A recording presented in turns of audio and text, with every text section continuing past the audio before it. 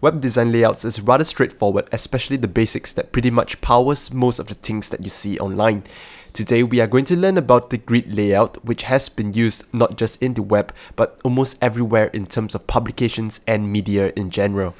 Before we jump into the grid systems, I would like to talk a little bit more about the history of web design. Now, back in the very early days of the internet, there weren't many standards or any at all. This meant that it was very hard to design something that appeared properly and the same for everyone. In comes in tables. Yes, your HTML tables, where it allowed developers and designers to give structure and layout to their pages.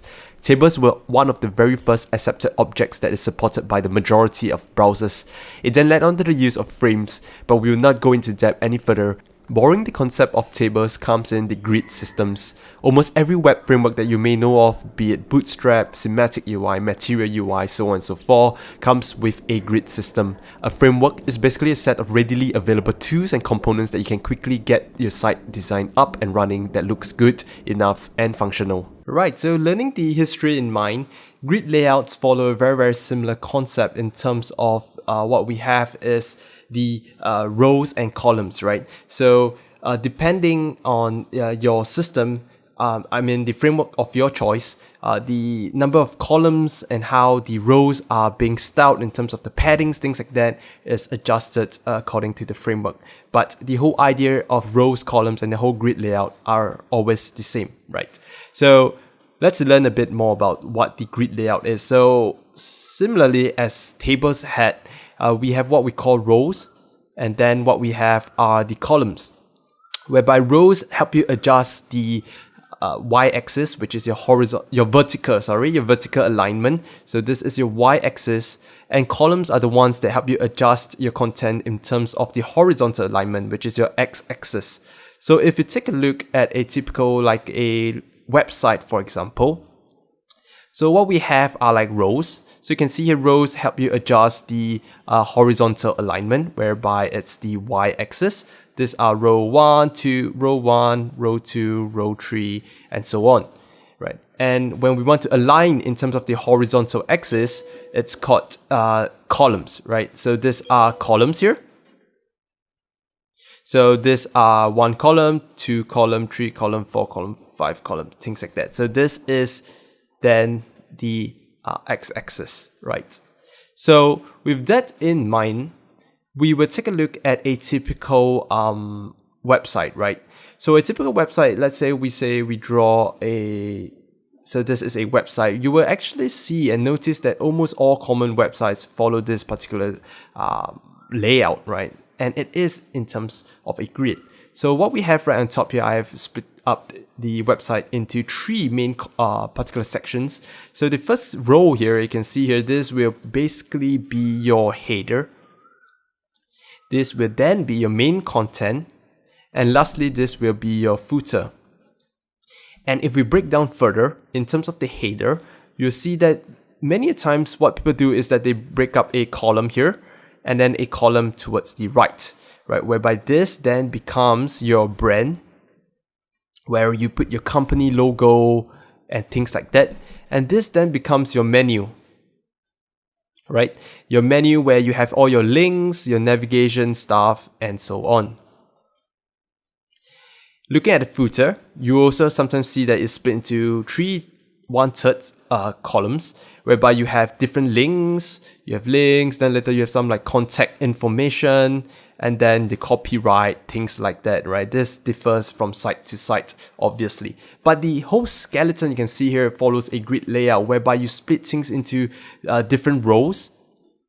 1 row, 2 row, and 3 row. Obviously, in terms of content, there can be many more rows and many more grids inside, but that's the general gist of it.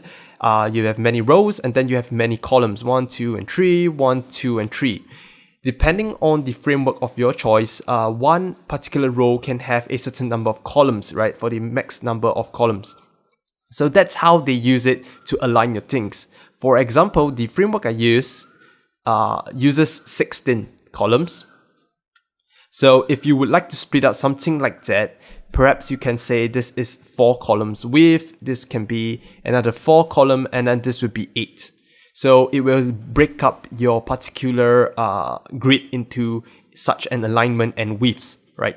Similarly, for the footer, if you're wanted, some frameworks allow you to specify in terms of just division of the entire row into how many columns. And so this will be 1/3 of the total, 1/3 of the total, 1/3 of the total, and so on. So this is the general idea of the grid layout, and almost every website we see or media content you see can be broken down into such a manner. And if you can actually think like that, it's very easy for you then to position your elements, to structure the entire skeleton and layout of your website.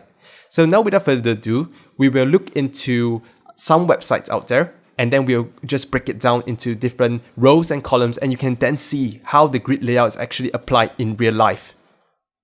So what I have here now is a real life website. So actually this is my own personal portfolio website. So if just a little bit of promotion of self-promotion, right? If you'd like to go and see it, I'll put the link in the description. So I believe this website pretty much illustrates many layouts. That is a very common layout, right? I would just put it that way. So there's nothing new, there's nothing amazing, very common. And we can learn a lot from this. Now, if you can actually see the grid and how this is already broken into rows and columns, you basically learn how to think in terms of the grid layout. And you can go ahead and make all sorts of websites now very quickly and very easily. So without further ado, let's take a look at how we break this down into rows and columns, right? So if you take a look at this, most frameworks, you can see that because this video, I set the resolution of this to be like the 1920 by 1080p, right? So this is pretty much very wide, but we usually don't want content to go all the way. So everything is contained into what we call a container. So you can see here that this is within a container. Right, so that's just another separate term to say that things don't go too far apart. So if you imagine that we have, for example, a 4K screen, then you don't want all your things, if you open up in the Mac screen, to go all the way to the corners, right? So this is to contain things into one place. So we'll take a look at this. In terms of rows and columns, you can see three main things that are broken up here, right? As of this, you have the first row, we call it row 1. So this is the header, as I've mentioned before. Row 2, so for my row 2, this is actually like the splash image, whereby when you enter the site, you can immediately see, and then there is a call to action. And then row 3 is just, and onwards are like your content. And I obviously have a footer, which I cannot see right here. So if you look at this, we have three main rows here. And this is actually broken down into several columns. We'll first take a look at row 1. So if you take a look at this, we actually have a menu, and this is pretty much one row, and we just put in 16 columns here. I mean, one column, which is 16 columns wide, and we just align it to the left. So you can see that the menu is here. This is quite simple. For row 2 here, how we then center this particular thing, it's very simple.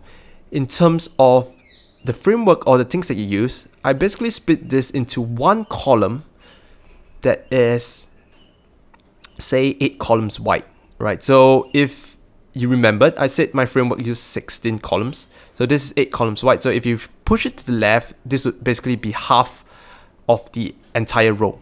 So I say this is 8 columns wide, and I want to send it to center. So this actually is 4, and this is 4.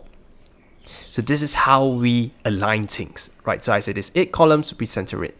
And if you take a look at this, we basically have the headers. So this can actually be broken down even to more rows, which is rows, row.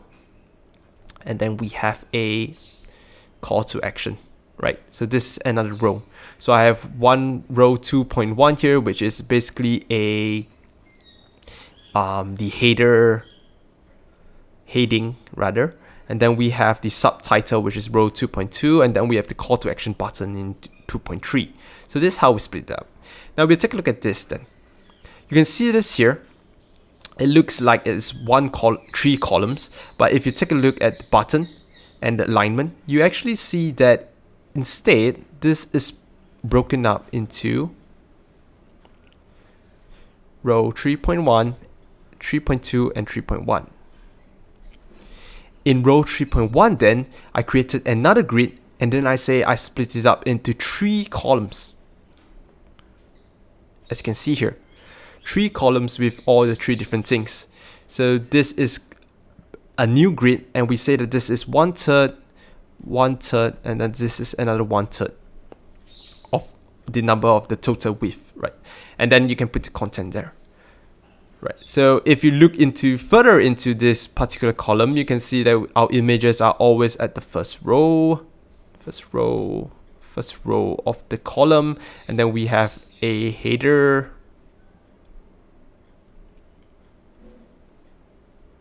a heading, and then we have the text. So if you can actually see this is pretty much what you get when you think about things in terms of a grid layout, a grid design. Very structured, very easy to align things, and almost every website out there is following such a particular layout. So I hope that this video serves its purpose of teaching you how to think in terms of putting things into a grid, into tables, into rows, and into columns. And if you can think about it this way, it is really very simple to come up with layouts, to come up with skeletons, and to basically align and position all the things that you want on your website. If you have any questions, do feel free to comment or even message me. If not, if you find this video very educational and helpful, do give it a thumbs up, and do remember to subscribe to me if you like to see more of such tutorials which I'll be creating in the future. With that, I hope that you learn a bit from this, and I'll see you guys again next time.